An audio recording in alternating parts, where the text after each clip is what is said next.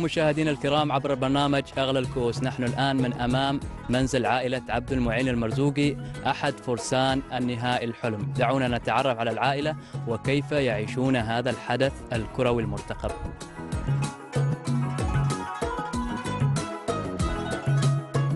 الوالد سعيد، مبارك لكم بداية تأهل الفريق للمباراة النهائية. الله يبارك في حياتكم إن شاء الله. كيف عشتوا الحدث هذا؟ والله طبعا عشنا فرحانين، كنا يعني متابعين المباراة ونتمنى، يعني دائما الواحد يتمنى، لأن بلده أول شيء يعني ولايتنا ونحن تربينا فيها، والحمد لله رب العالمين. يعني الله يكرمنا وأكرم اللاعبين وجزاهم الله خير، يعني وإدارة النادي يعني ما قصروا. تابعتوا المباراة مع النصر، المباراة اللي كنتوا تحتاجون فيها الفوز؟ تابعناها يعني ايش اقول لك، يعني اعصاب كانت، لكن الحمد لله رب العالمين. والله نتمنى ان شاء الله التوفيق، وان شاء الله نكون فايزين باذن الله. اول شيء الحمد لله رب العالمين على الفوز وعلى التأهل للكاس، واحنا صراحة كنا متأملين بالشباب الموجودين، صراحة كلهم كفوا، من سواء من الحارس الى الدفاع كلهم كفوا، يعني متأملين احنا نكون نتأهل النهائي، والحمد لله رب العالمين الله وفقنا، والإدارة النادي ما قصرت جزاها الله الخير، واللاعبين نفس الشيء، والجماهير وقوف الجماهير عند اللاعبين هذا شيء يريح اللاعبين ويعطي اللاعبين دور وحماس على أساس أنهم يقدموا مباراة ممتازة، وإحنا إن شاء الله متأملين أن احنا نجيب الكاس إن شاء الله. كيف تشوف الحظوظ الآن في المباراة النهائية؟ والله حظوظ طيبة إن شاء الله، حظنا إن شاء الله مثل ما يقول الكاس صحماوي إن شاء الله. نادي صحم ونادي الخابورة احنا كلها بلد وحده، لكن كل انسان يبقى حال بلده حال منطقته، وان شاء الله احنا نقول الكاس صحماوي ان شاء الله.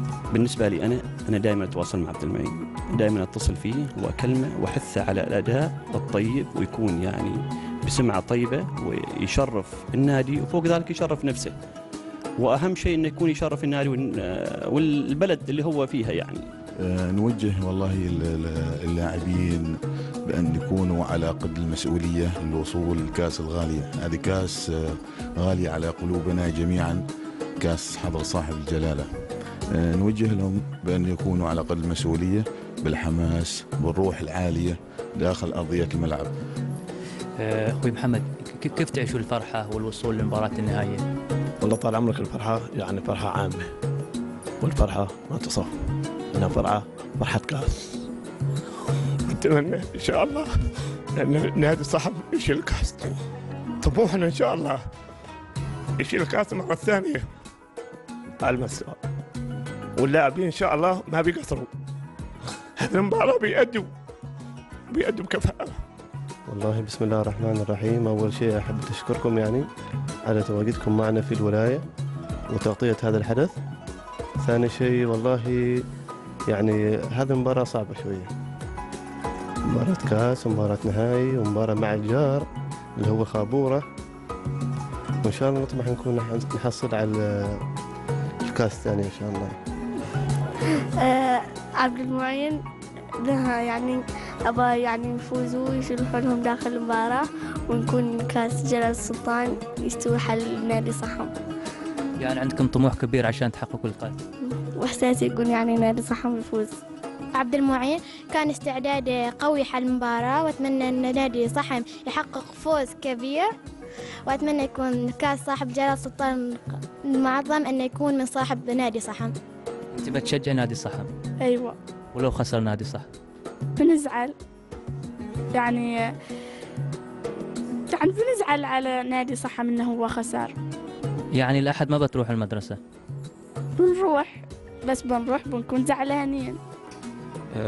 أول شيء الكلمة أوجهها لجميع لاعبين صحم، أتمنى منهم أنهم يكونوا في يومهم ويؤدوا المستوى المطلوب منهم وينفذوا لكلام المدرب، وإن شاء الله الفوز حليفنا إن شاء الله.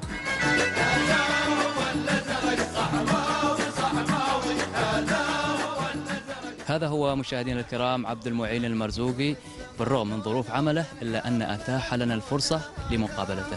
كابتن عبد المعين، تعيش أجواء نشوة، أجواء أفراح، وأجواء ترقب في نفس الوقت. أول بسم الله الرحمن الرحيم، أشكرك على الاستضافة وعلى المجهود اللي قمت فيه. والله أكيد أهالي صحم يعيشوا فرح ويعيشوا نشوة فوز من بعد مباراة النصر، واحنا كلاعبين نسينا فرحنا بعد مباراة نصر، بس نسينا هذا الفرح، وان شاء الله نفكر في الجاي ان شاء الله.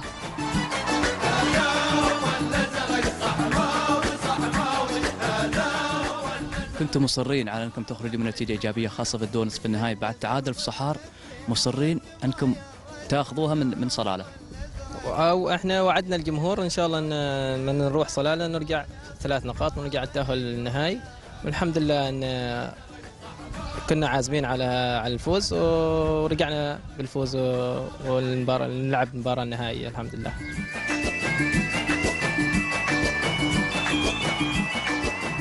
أبي من كلمة للأسرة ولكل جمهور صحم.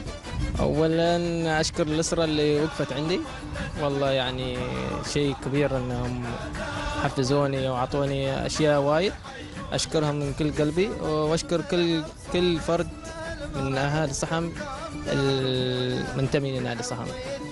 الوالدة كانت في رحلة علاج للهند وقت مباراتكم مع النصر، أبي منك إهداء بالنسبة للوالدة بالتحديد. والله لو تكلمت، لو قلت، ولو عبرت، ولو مستحيل أكفي وأعبر عن مدى حب الوالدة ومدى يعني الشيء الكبير اللي سوته الوالدة. الله يعلم بغلاتها بقلبي، وألف ألف ألف شكر للوالدة الغالية، ما قصرت. شكرا لك يا كابتن، نتمنى لكم التوفيق إن شاء الله. آمين إن شاء الله، آمين. مشكور. كم إن شاء الله بيكون صحم؟ 1 2 3